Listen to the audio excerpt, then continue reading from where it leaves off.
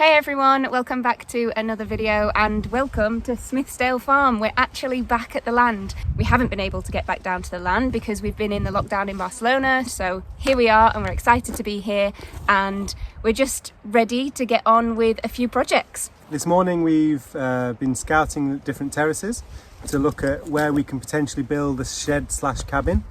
At the moment the terraces are really overgrown. And they need a lot of clearing. There's all the old branches and twigs from old olive trees that were cut down. So all this needs clearing, and then we've got a bush cutter. Once the terraces are cleared, we can then go over with the bush cutter and clear a good path so we can get materials down to whichever location we choose. So we've got some heavy work ahead of us. Let's get to it. We're Danny and Kate, and this is Paco. After 5 years living in Barcelona, enjoying city life, the beach and the slopes, it's time for a new adventure. Follow our journey as we build our very own tiny house and start a mortgage-free homestead in the mountains in Spain. Welcome to Smithsdale Farm.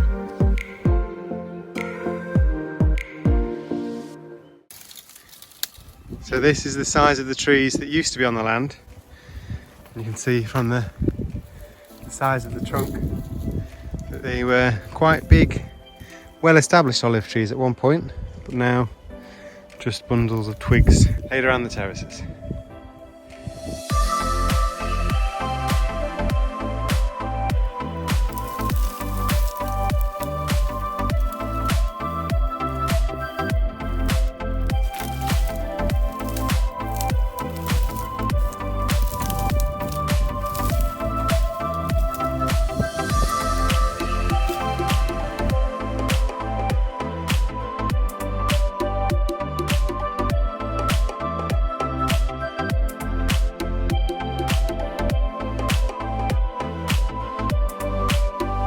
This is the size of some of the branches that have been left behind when the trees were originally kind of chopped down and pruned, I guess, but not really pruned.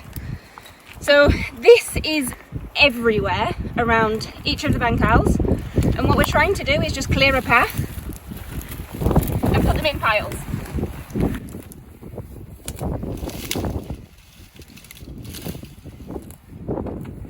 Some of these areas are so overgrown that you can't even see that there's big branches, and then when you try to pull them you realise that things like that are just hidden underneath your feet. So we've been at this for maybe on and off for kind of 2 hours now. We had some lunch in between, and basically what we've managed to do is clear this whole section in the middle. We've gone quite far up the bancal. What we've basically done is moved all of the olive branches, which are now all down the side here, stacked them all up so that eventually we can run them through a chipper or something and turn them into wood chips that can be a good carbon addition for the soil. Obviously nothing goes to waste on land like this, so we're thinking of every way that we can possibly use the things that are being kind of discarded as such. So all of that's been moved out of the way, piled up. We've tried to kind of trample them down a little bit so that the piles aren't, huge. Some of the olive branches are massive. You might have seen in one of our videos previously, our land tour, where Danny talked about the fact that one of the kind of previous owners of this property before we bought it, they had all of the olive trees, the old olive trees, chopped down, and they just sold the wood. I'm sure as we start to actually prune the olive trees back and have a look at ones like this, for example, and we start to properly prune these back, we'll be able to see the trunk size at the bottom, and they were probably quite old trees. So some of the branches that have been cut off that are absolutely massive. So we're trying to kind of compress them down a little bit. One, so they're not really a kind of fire hazard or anything. We're in spring now, so it's not really a fire hazard season or anything, but we're just kind of thinking ahead. But also just so that they take up a little bit less space. It also helps them to start breaking down if we already have trampled on them a little bit and broken up some of those branches. And yeah, essentially where we've got to is huge big piles of olive branches, slightly clearer ways than we had before, and hopefully a clear a path to be able to get to the site that we actually want to build a cabin. It's the end of the first full day on the land. Our bodies are already aching. Pretty knackered. We finished just around, what time was sunset? 7 o'clock? Yeah, maybe just before. Had a wash, had some food. Had some wine. Had some wine, important, and got ready for bed. And this little guy has been absolutely knackered after running around on the land all day. So we're going to go to bed, get some sleep, and we'll see you in the morning. Good morning, it's the start of day number 2. Nice sunny morning. We're going to get on with some work. It's about 9 a.m. We've already been up, got some breakfast, taken Paco out for a walk. We had a really nice little kind of walk around the land again this morning, and we started to have a look at this cabin area. So the place that we cleared yesterday, or started clearing yesterday, and today I'm going to try and tackle some of these kind of big kind of bushy, brambly things. Not exactly sure what they are, but they're in the way. That's what we know for sure. So some of the stuff is the kind of dry branches that we were moving yesterday. Some of it is living stuff like this, so we need to tackle these. I've got some secateurs, I've got kind of branch cutter, and we're going to try and clear as much of this as possible so that Danny can come through with the strimmer later and clear all of this ground. Because he's actually working on some of the land on the other side, we've got Paco on a long line for a little while. A few people have commented that we should allow him to be free and roam the land, and you know, a lot of the time we allow him to be off lead and he just enjoys himself and goes for a walk. But sometimes, for safety's sake, we need to keep him on a long line just so that he can't go too far and get himself into trouble. So he'll chill out there for a little bit. Danny will get on with some strimming. I'm going to clear this area, and here's to a productive morning, hopefully.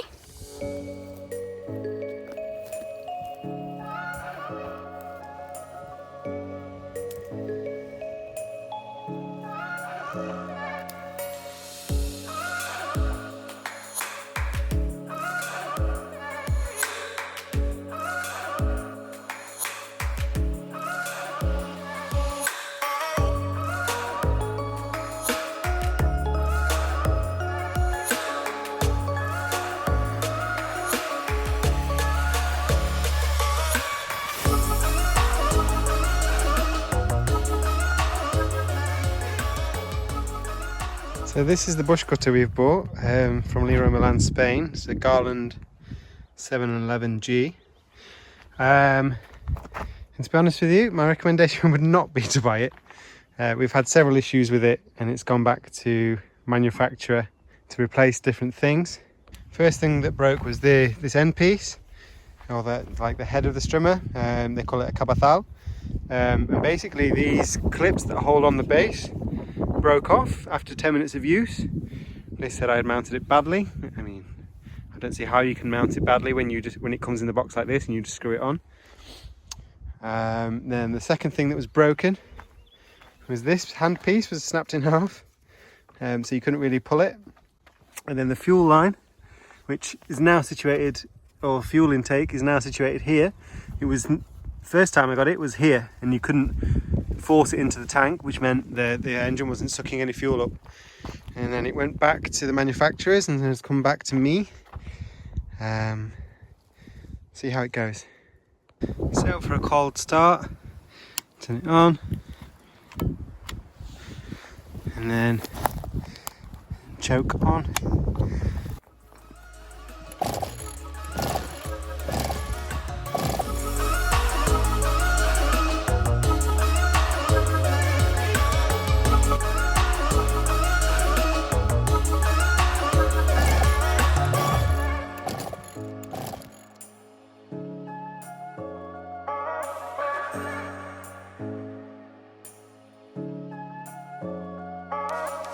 So end of another day out here on the land. So we've done a bit more clearing of the terrace, and then we've done some strimming as well. Well, what strimming I could do. And we went down to Tortosa again. So that was the second or the third time we're going to have another go with a new fresh fuel mix to see if that can solve it, doing a bit of a flush through in the morning, and then if that doesn't work, we'll be taking it back to Leroy Milan and seeing if we can get a refund on that. Yeah, it's a bit of a fiasco with the strimmer, and the unfortunate thing is that it just takes so much time because it could be a number of problems, so you have to go through and check those things, and then it might eat up an hour of time or 2 hours of time. So basically we use it for half an hour, then it has to spend half the day cooling down, and then we can use it again for a little bit, and in the end it sounds like the machine's just not cut out for this level of work. We said we had a lot of land to clear, and this is the one they recommended. From what I've read, maybe it's not the correct one to be using. Well, we'll see how we get on with the new fuel mix tomorrow. And whether we can start it again from hot. If it doesn't, we'll take it down and see if they'll give us a refund. But they seemed, for the last few times, they're very, very adamant about not giving us a refund because we've used the machine. Yeah, and how do you know that it doesn't work if you've not used it? So we're going to leave it there for this evening, and we'll see you in the morning.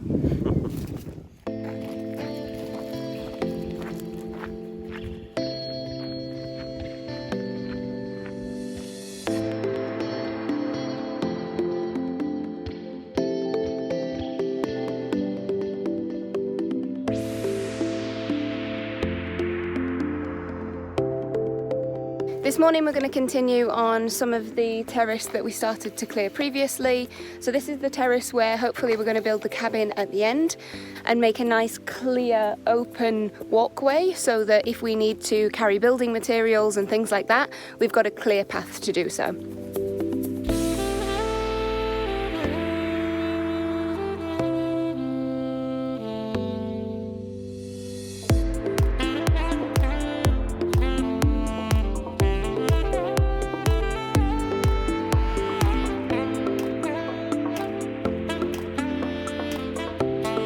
You can see the size of the tree trunks, and that's the size that the olive trees used to be before they were cut down 3-4 years ago.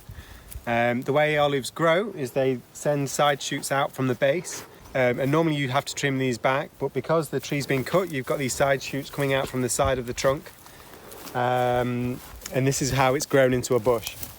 So what we're trying to do is to keep the 3 to 4 strongest stems to continue on for the next year, and then we will trim these back even further in the coming years and with a little more experience. Our neighbours came around yesterday just to say hello, but while he was here I took the opportunity for them to assess some of the work we'd done on the olive trees, and kindly he gave us a few pointers. He says we're right to keep some of the main stems, and what we've been aiming for is a bit like an apple tree. We're trying to make a donut, so a hole in the middle to let the light in, and then greenery on the outside. But what he said also is that you kind of don't want anything too tall, and if you have too many things all together, it's too crowded. So he was like counting, say like 1, 2, 3, 4, 5. He's like, it's too much. Take it down to 2, 3 maximum. So the idea is that you just thin out these pieces. And you don't want it too tall because in the end you're going to have to reach for the olives at some point. And so if you bring that down, you're then down to 3, 4 units in that section. So you get more light in, you should get more fruit as well in the end.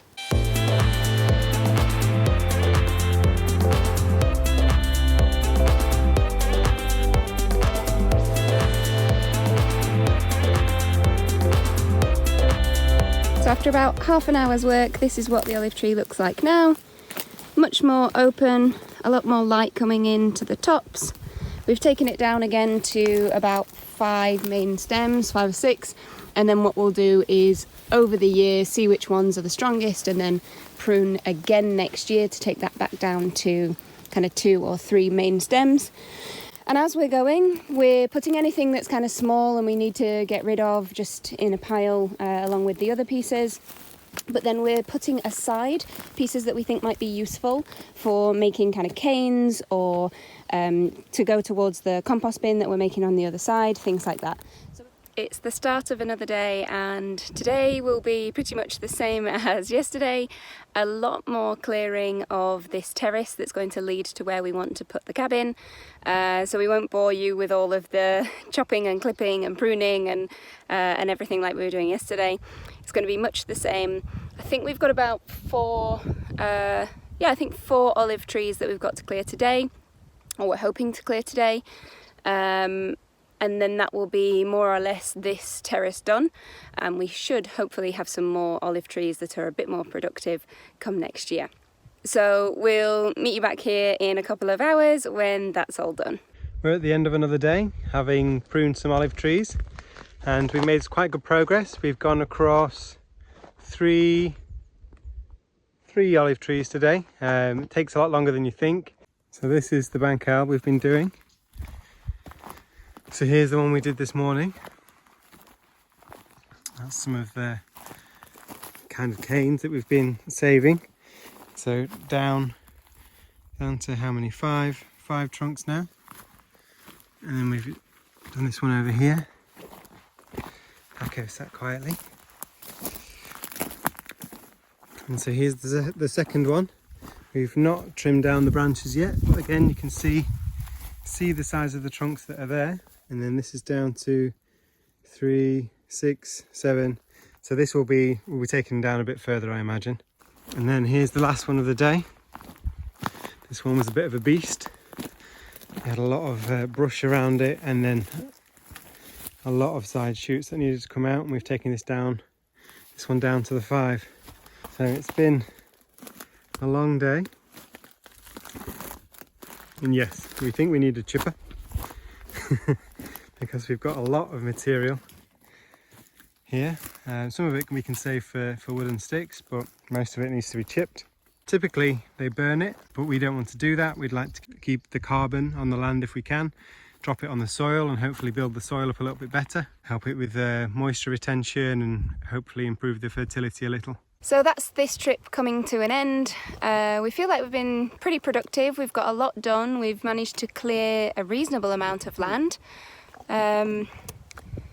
There's a little bit more to do, probably a few more bushes and a couple more olive trees, and then hopefully we'll be ready to start building the cabin. We'll have to order the materials for next time we come down and try and coincide our next visit with a delivery from the ferreteria. We've had a supplier come out already and assess the road, and they've said it's okay to deliver materials up here. They have an 8-ton truck, so anything smaller than that should also be fine. So we're quite happy that on our next trip we should be able to get some materials up here. So if you're interested in watching us build that cabin, do keep watching. If you haven't subscribed, please do consider doing so, and make sure you smash that like button too. And we'll see you on the next one.